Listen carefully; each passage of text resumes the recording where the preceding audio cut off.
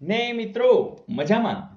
મિત્રો આપણે જીએસસીએસસીએલ ડેપો મેનેજરના 2016ના પ્રશ્નપત્રમાં નજર કરી રહ્યા છે અને એમાં જે કંઈ નવું છે એ આપણે જોઈ રહ્યા છે. અમુક વસ્તુ રિવિઝન થઈ જ રહી છે, તમને ખબર જ છે, પણ હેતુ તો એ જ છે પ્રેક્ટિસનો, એટલે બધા આનંદથી પ્રેક્ટિસ કરતા રહીએ. જેમ કે ઓરિએન્ટલ શબ્દના પહેલા અને છેલ્લા અક્ષર, બીજા અને સાતમા અક્ષર, ત્રીજા અને છઠ્ઠા અક્ષર અને ચોથા અને પાંચમા અક્ષરો સામસામે બદલાવવામાં આવે તો જમણી બાજુથી પાંચમો અક્ષર કયો હશે? એટલે મિત્રો વાત આમાં કંઈ છે જ નહીં, ખાલી તમારે સ્પીડ કેટલી કરી અને કામ કરો છો એ જ જોવાનું છે, બીજું તો કંઈ છે નહીં. એટલે પહેલા તો આપણે આ શબ્દ લખી લઈએ, બરાબર. હવે જો પહેલા અને છેલ્લા એટલે કે તમારે આ બદલાવાના છે, તો તમે સીધું બદલાવી જ લ્યો ને, આ એલ અને એઓ મૂકી જ દો ને. પછી બીજા અને સાતમા, આ બીજા અને સાતમા, બરાબર ને, કારણ કે જો 1 2 3 4 5 6 7 ને 8 8 છે અને એવું લાગે તો 1 2 3 4 5 6 7 લખી નાખો તો તમારે ભૂલ ન પડે. વધારે સારું એ કે ધારો કે તમારી ભૂલ પડે નહીં એટલા માટે તમે લખી રાખો, બરાબર. તો આર અને એ બદલાવાના છે, અહીંયા એ લઈ લ્યો, અહીંયા આર લઈ લ્યો. પછી ત્રીજા અને છઠ્ઠા, આ ત્રીજા અને છઠ્ઠા તો ટી ને અહીં લઈ લ્યો, આઈ ને અહીં લઈ લ્યો.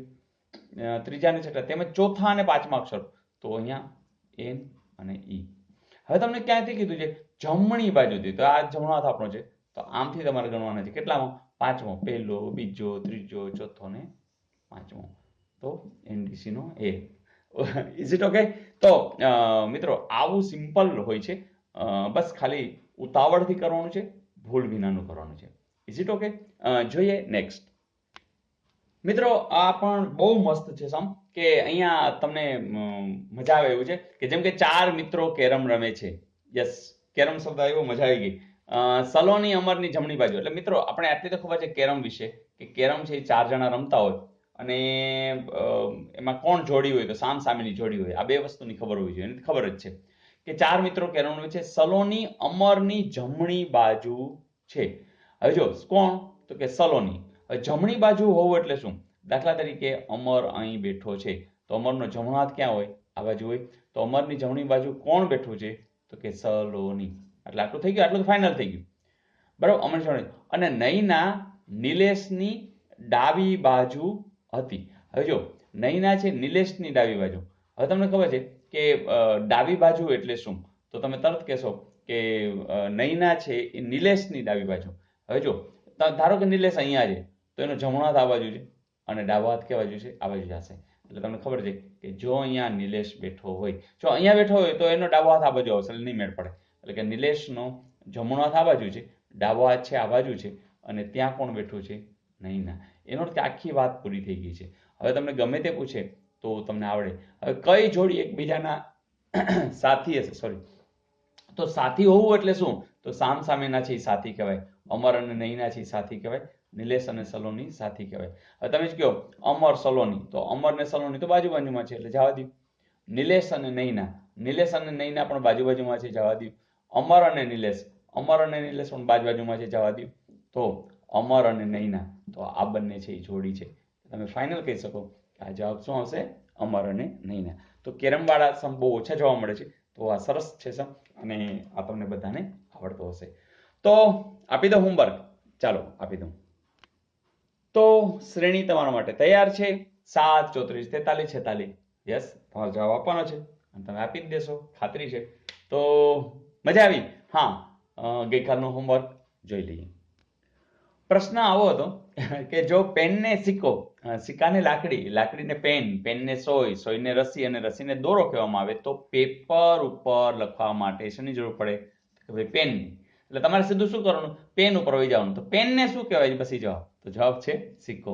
તો મિત્રો આટલું સહેલું, વારંવાર આવું પૂછાય છે અને તમારા એક માર્ક હવે સાવ રોકડા છે.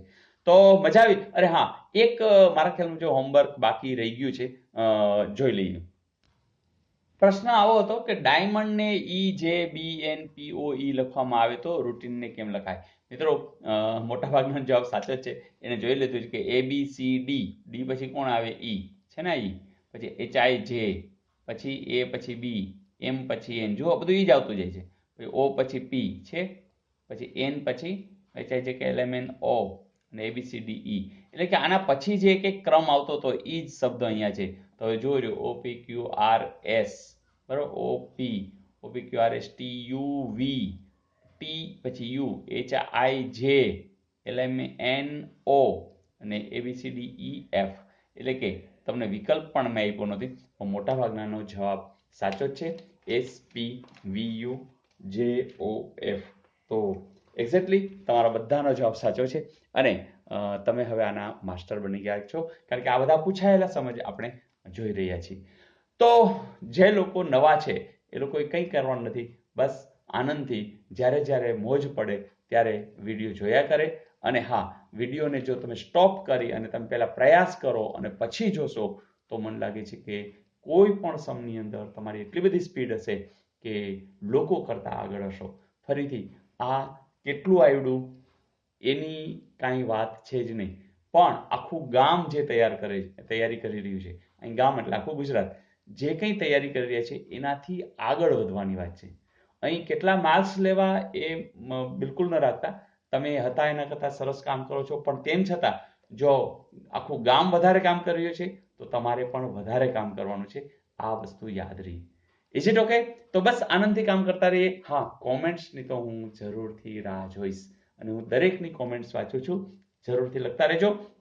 કેટલા બધા ટીચર્સ પણ જોડાઈ ગયા છે, તો એ મને આનંદ છે અને કહી રહ્યા છે કે સર બહુ મજા આવે છે અને અમે લોકો આ પ્રયોગ સીધા વિદ્યાર્થીઓ પર કરીએ છીએ. That's good. તો મારું કામ જ એ છે કે આપણે વિદ્યાર્થીઓનો ભાર ઓછો કરવો છે. તમે ટીચર હો તો વધુ કામ સરસ થઈ જશે. તો દરેક તમારા મિત્રો, જે ટીચર્સ મિત્રો છે એને પણ જાણ કરો. તમે વિદ્યાર્થીઓ તો વિદ્યાર્થી પણ ટીચરને મળે, તમારા પ્રિન્સિપાલને મળે અને એને પણ વાત કરે કે સર આ પ્રયાસ કરવા જેવો છે. તો આવો સાથે રહી પ્રયાસ કરીએ, બધાને જોડતા રહીએ, આનંદ કરાવતા રહીએ. આવજો.